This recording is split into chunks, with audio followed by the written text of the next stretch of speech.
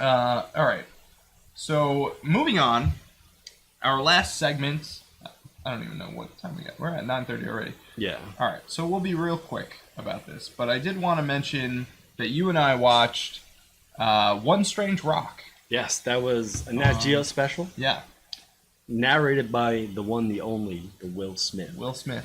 Don't gotta cuss his rap and sell record. But I do. So you too. Yeah. So that the premiere was last week. It is a documentary based on Earth systems and sort of taking the perspective of why the Earth is special in a sense of like, we have life here, we have a lot of things that we might take for granted in terms of searching for life elsewhere in the universe.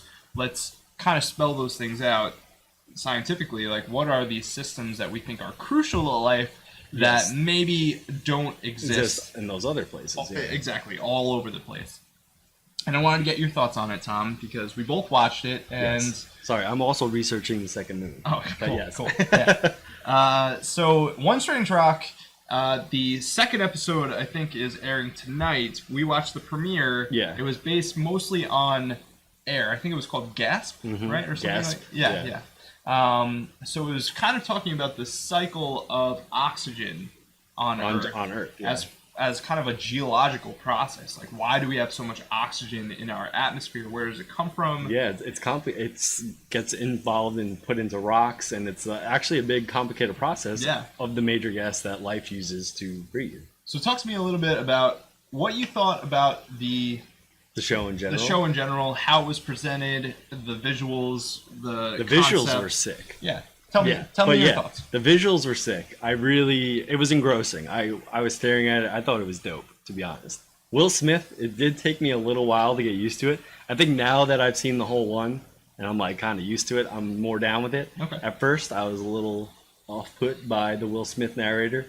I'm used to my David Attenborough, British, I don't know, but it was cool. It was something a little bit different, and I'm going to watch the next one. Yeah. Because I'm intrigued. I mean, the storytelling that they did and the visuals were top notch. I really liked it.